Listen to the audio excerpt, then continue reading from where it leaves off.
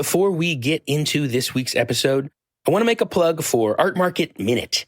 This is Artnet News' new micro-podcast hosted by Margaret Kerrigan, who's the site's news editor Europe. It offers a weekly snapshot of essential art market news, expertly compiled by the Artnet Pro editorial team.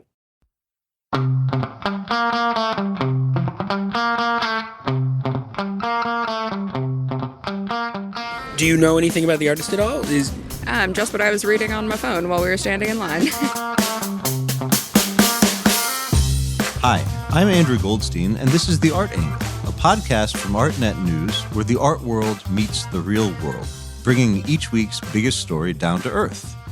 Okay, imagine, if you will, that somewhere in a remote Japanese asylum, a brilliant artist in a neon pink wig and a suit of polka dots has been masterminding a plot to send mesmerizing contraptions out into the world that, in part by playing to people's vanity, lure giant, obedient crowds in cities on every continent.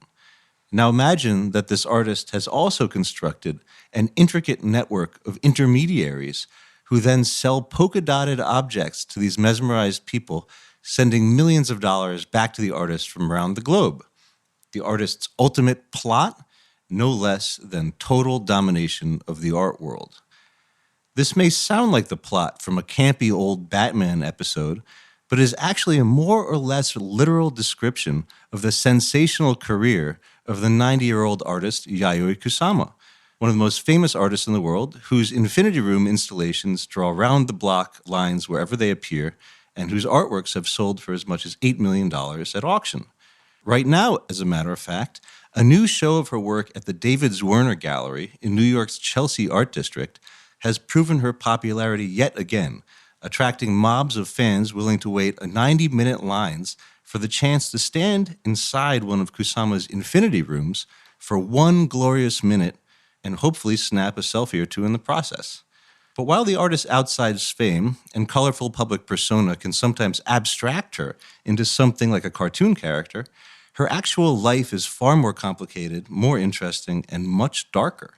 An intensely troubled soul, she has been voluntarily living in Japan's Siwa Hospital for the Mentally Ill since the 1970s, making rare public appearances and instead focusing with extraordinary intensity on her work. Hers is a remarkable story, and it makes her status as the universal heroine of today's art-besotted millennials something of a small miracle. So why exactly is she so popular, and what is an Infinity Room anyway? Today, I'm joined by Artnet News chief art critic Ben Davis to discuss this unusual artist. Good to be back, Andrew. So Ben, you just got back from waiting in line for 90 minutes to experience Kusama's Infinity Room at David Zwirner, which I have to say, it gives a new definition to online art journalism. What was the scene like there? Well, the line is really a part of the experience at this point, and that's why I wanted to go to get the full Kusama Infinity Room experience. You know, the website, if you go to it now, will not only contain a countdown clock telling you exactly how many minutes are left in the run of this show, but will direct you to their Twitter feed, which tells you exactly how many minutes you might have to wait in order to get in. So I showed up at about 11 o'clock. The estimated wait time was about 90 minutes, which proved to be pretty accurate, I have to say. Oh. And I was waited there in the cold with several hundred other art fans. What was the spirit or the feeling like of the line? Well, it's not a party. I mean, it's a long line that you are enduring, but there is a kind of a sense of community. And I do think that the crowds around it, making visible that you're part of a popular collective phenomenon, is part of this work at this point. So before going to the show today, what has your experience been like with Kusama's Infinity Rooms? Well, I actually went to see this very room, which is called Infinity Mirrored Room, Dancing Lights That Flew Up to the Universe already. This is my second time in the room. I went to the press preview. I got right in to have my minute in the box. And I just really wanted to be part of the experience of waiting on the street in the crowds. I think that's a different thing, and I think you really can't judge it without that sense of anticipation, that sense of being right, of talking to other people about what they're expecting, the sense of reward you get from having stuck it out. It's funny. It kind of reminds me that back in the ancient world, they used to put temples on top of hilltops because it would make the progression of the people from the town up to the temple that much more dramatic. Kusama has just at times described herself as the high priestess of a kind of a cult, or the high priestess of her art. She has a long history of orchestrating kinds of spectacles, and this is a kind of remote version of that through these exciting environments, she creates a kind of collective experience for people that from her distant perch she presides over. So I'm personally very curious. What was it like to be inside this infinity room? Well, I think that you have this experience of waiting and then this extremely quick time within the environment.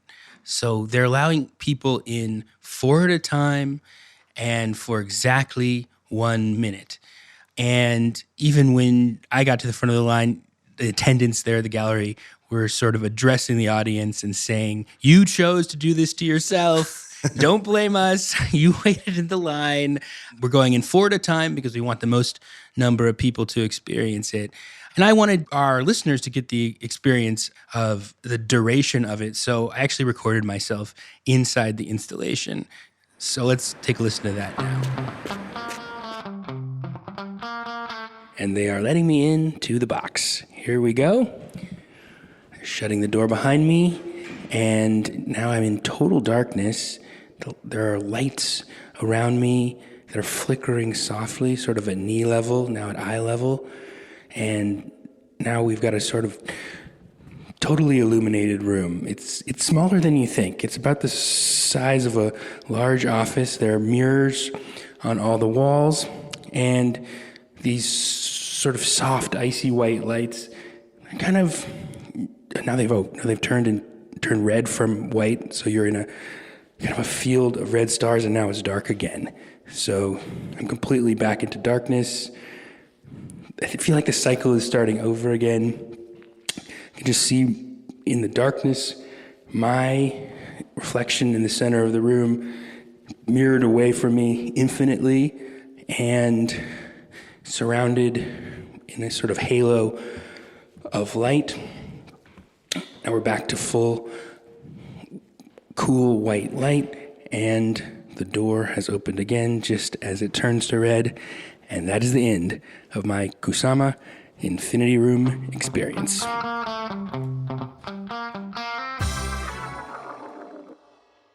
Did you take a selfie?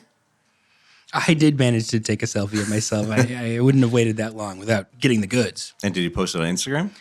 No, I've yet to immerse myself in the experience that much. So these infinity rooms are not new. They've been around for a long time. Why are they so popular now, and where did this wellspring of popularity come from? Kusama had her moment in the 60s, then had a big comeback in the new millennium that has now achieved historic proportions that's put her in a league all of her own. And this has really come alongside a development of the infinity rooms. I think in 2002, Fireflies in the Water was the first environment that incorporated this kind of sacred, holy, darkened atmosphere. Then in Dot's Obsession, which is in 2007, she introduced LED lights.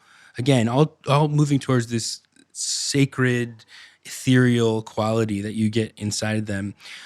And a lot of people talk about her art at this point as Instagram art. Clearly, social media is driving a lot of the interest in her work. She's just become, at this point, a pop culture phenomenon as much as an art phenomenon. The tickets to see her shows sell out really quick, like within a matter of minutes when they're opened up to the public. So for a long time, Kusama was not immediately associated in the public mind with infinity rooms. In fact, she was synonymous with polka dots. She was probably most visible in the public eye for a long time because of her collaboration that she did with the designer Marc Jacobs on a line of clothing and handbags that were covered in her signature polka dots. So tell me, what is it that connects those polka dots with these infinity rooms, and where do they come from in the first place? Well, I've heard Kusama say different things about what polka dots symbolize. I mean, at times she's talked about the polka dots as symbolizing the sun, which is masculine, but also the moon, which is feminine. So bringing together those energies. I've also heard her say that polka dots symbolize disease. But they are definitely connected to her origin story, so to speak. She has a traumatic childhood and these experiences of what she calls desubjectification, of kind of melting into her environment. And the polka dots are both a way of obscuring the visual field and of also taking control of it. But nevertheless, I find it ironic that her entire origin is about psychic distress and this need for control in the face of trauma, and then it's been turned into these sort of playful entertainment experiences or luxury status signifiers. You mentioned that Kusama endured a period of trauma in her life, and this is actually key to understanding her work because it's a wellspring of a lot of the themes and series that she explored over the years. Could you tell me a little bit in brief about the trauma that she experienced as a child? Yeah, and I should say this is part of her explicit biography. You know, it's not like airing dirty laundry. But she was born into a very wealthy family, but a troubled family, where her father had to assume the Kusama name, which is not traditional because the mother's family was the wealthy and important one. And he retaliated by cheating on her mother, who asked her to spy on the father, and then supposedly beat Kusama when she came back to report the bad news. And all her experiences of desubjectification and trauma that she reports are bound up with this. And you could do symbolic readings of her work, the themes of flowers and suns and phallic imagery, polka dots in relationship to all of these experiences. I would say that she's also, a very ambitious person. She's not just a victim of trauma.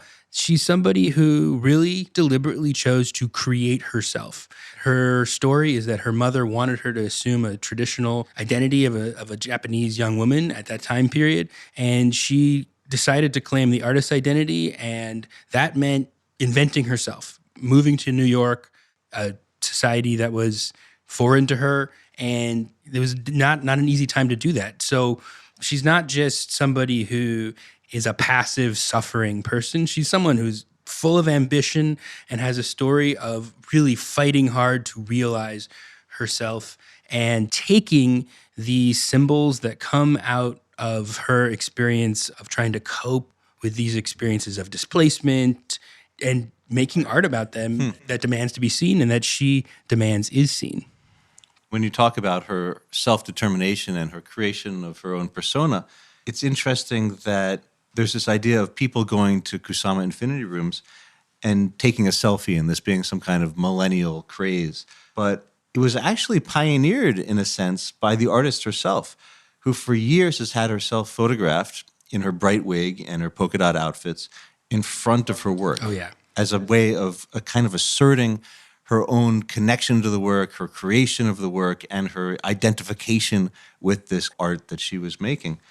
So what is she doing in these photos? Why is it important for her to have a picture of herself in there at the same time? I think this is really important. I mean, I think that there's a way at this point that she's become such a media phenomena and such a celebrity of the Instagram age that people project into it that she's just an Instagram artist at this point. And in some ways, this is true that social media has picked up her mirrored rooms and they've become a new kind of thing. But a lot of the energy that people are picking up there is already in the work from the 1960s. She considers herself a pop artist. She's playing on ideas of celebrity and she's playing on ideas of the commodification of art. She has a very famous guerrilla work of art that she takes to the Venice Biennale in 1966 called Narcissus Garden, where she brings all these mirrored balls and actually is selling them in front of the Italian pavilion for $2 a piece. It says, "Your narcissism for sale." I think that obviously resonates with all kinds of conversations people have today about narcissism and media, and photographs herself in a red leotard laying amongst the balls. And there's all kinds of ways that the conversation she's having about identity and media and self-creation and the image as a way to cope with anxiety that she's consciously working with at that time have become newly prescient in the present media age. It's actually almost a misunderstanding of these things to think that when people wait in line, they go there and they take a selfie of themselves, that's kind of like this incidental souvenir. When in fact, it's possible that you could look at these rooms as being primarily about seeing oneself in a mirror with all of these flashing lights and kind of alternative, different shapes and floating forms. The very first real mirrored room is called Peep Show from 1966. And you look in and you see yourself. And it's a peep show where you're the star. And it's all full of flickering lights that are like marquee lights. And they're the Beatles, or there's rock and roll music playing. So she was thinking about the aesthetic appeal of putting yourself at the center of the image, of the viewer becoming the subject of the image and feeling like they're a celebrity, feeling like they're a rock star really early on. And I would say that an additional interesting point is that part of this is because she was an outsider. She is, by all accounts, an extremely ambitious person who wanted to be famous, and she wanted to be an art star, and she was hungry for media, and she was doing all that as a non-native English speaker, as a foreigner, as a woman, at a time when those were all huge handicaps for her. And she's very aware of that. And so the kind of hunger that the artwork represents in terms of courting media, really trying to think through how do you hack in to the mainstream media from the outside. Again, I think that's part of what makes it prescient now, that we have all these new media tools that really blur the distinction between insiders and outsiders and make it so that new kinds of people are being able to figure themselves as celebrities and stars in their own mind, to develop their own kind of followings, have new kinds of conversations that decenter the mainstream media narrative, produce new kinds of narratives. That's all right there in the work that she was thinking about in the mid-1960s. It's interesting that you talk about her approach for media hacking, because back in the 1960s, her polka dots became such a popular sensation because they coincided with the time when polka dots were sweeping the fashion world as this new, hip, swinging 60s kind of style note. And so all the magazine editors wanted to have photographs of this young Japanese woman in her polka dot environments in their magazines. And then after that started to die down, she actually famously, she had a nervous breakdown. I would say the flip side of that, it's not just the fashion world. She also had a big interface with the counterculture, hippie forms of protest movements, doing these nude protests and teach-ins in protest to the Vietnam War. Her crisis at the beginning of the 70s coincides with the sort of dead end of 60s protest. Mm-hmm. All these things come together in her biography and in her work. And I think it's important to look at them all together.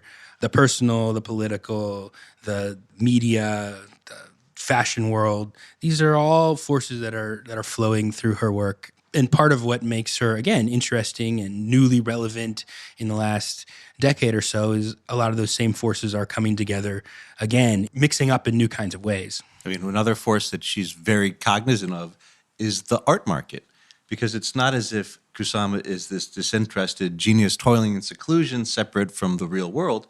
In fact, she's intensely interested in the way that her work is operating in this international network of the art market. Can you tell me a little bit about Kusama's relationship with money in the market? Well, there's a huge Kusama industry now. I mean, she's a very popular artist. New Infinity Room by Yayoi Kusama is an event. She's collaborated with Louis Vuitton, for instance. I don't totally agree with you that she's become totally obsessed with her own market. She is somebody who has always been very passionate about her vision and her work. And I've read accounts of her where what she really cares about is that she's visible. She's always wanted it to be a Kusama world, and now it kind of is. And I think that's very pleasing to her. But by all accounts, she is mainly consumed with continuing to expand her vision.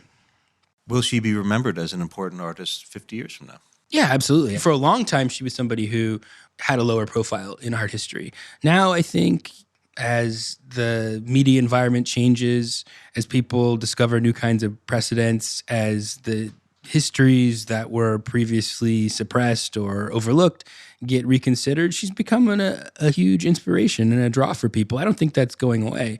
So today, Kusama is 90 years old. She still makes her rare public appearances, although now she often does so in a polka-dotted wheelchair, which just goes to show her zest for this kind of performative public life. But she still lives in the mental institution that she consigned herself to several decades ago. And she's been known to tell journalists, quote, "If it were not for art, I would have killed myself a long time ago." What do we know about the circumstances of her life today? Well, I think by most accounts, she continues to live for her art. She continues to work every day and continue to push her vision and is more engaged than ever. Something that I think is interesting is this concept of self-obliteration. Mm-hmm. It's always been really important to her work, this sense of wanting to negate the self into the environment. You see that in the polka dots, the way they serve as a device to obliterate space, obliterate the perceptual field, and become the environments where the visitor becomes a part of the image. Their self kind of merges with the pattern. And it's really interesting, I have to say, being in the line and talking to people who are there about why they're there. And some of them are huge Kusama fans. I talked to one woman who'd been to see several Kusama environments in Chelsea before, said she'd waited for 2 hours for one, and at the same time, didn't know a thing about Yayoi Kusama. Said, I don't even know how to pronounce her name. And so there's an interesting way that her art has achieved self-obliteration. It has achieved the status of a kind of force of nature, where it's a visual phenomenon that is extremely present, and yet in a form that canceled out her own identity in some kind of way, that she has become this phenomenon that has this very interesting, rare status where people can be fans of her and the signature energy she unleashes and everything she does, and yet in a way that totally goes around all their traditional art historical interest in biography and subject matter and personal vision. So an interesting example of this transcending celebrity that she's managed to achieve through her work is that while we've got these lines waiting in the cold around the block to go see her infinity rooms in Chelsea right now, a balloon that she's made is going to be debuted in the Macy's Thanksgiving Day Parade. Yeah. And this apparently is going to give her the biggest audience that she's ever had of at least 23 million people who are going to be simultaneously watching her balloon as it's carried down the parade route. So what is her balloon? What does this thing look like? It's a sun. It's a great mutant sun. It's 34 feet tall, and it's going to be a great spectacle. And it's an interesting thing. Again, it's like a classic Kusama image, and you could talk about it in terms of all kinds of symbols from her oeuvre. You could talk about it has these kind of phallic tendrils that relates to a lot of things she's done. You can talk about how the sun is an inspiration for the polka dot shape and how that has traditionally symbolized for her the fluctuation between the masculine and the feminine, or sickness and the ability to overcome it through this kind of claiming of space through patterns. But really, it's just going to be one big symbol of her status as the ultimate pop culture artist. It's kind of incredible to think that there is this figment of the creative imagination of this highly eccentric Japanese 90-year-old artist that is going to be going into the public perception of all the kids in New York City. She's a force of nature and a force in pop culture. And what could be a better symbol of that than a big cartoon sun? So I just got to ask, how do you plan to watch the Kusama blimp in the Macy's parade this week? I'm going to be at home reading. All right. Well, that's it for this week's episode of The Art Angle. Thank you very much for joining me, Ben. If you like what you heard, you can subscribe to the show on Apple Podcasts, Spotify, and SoundCloud. The Art Angle is produced by Tim Schneider and Caroline Goldstein and edited by Nick Long. Thanks again for joining, and see you again next Tuesday on The Art Angle.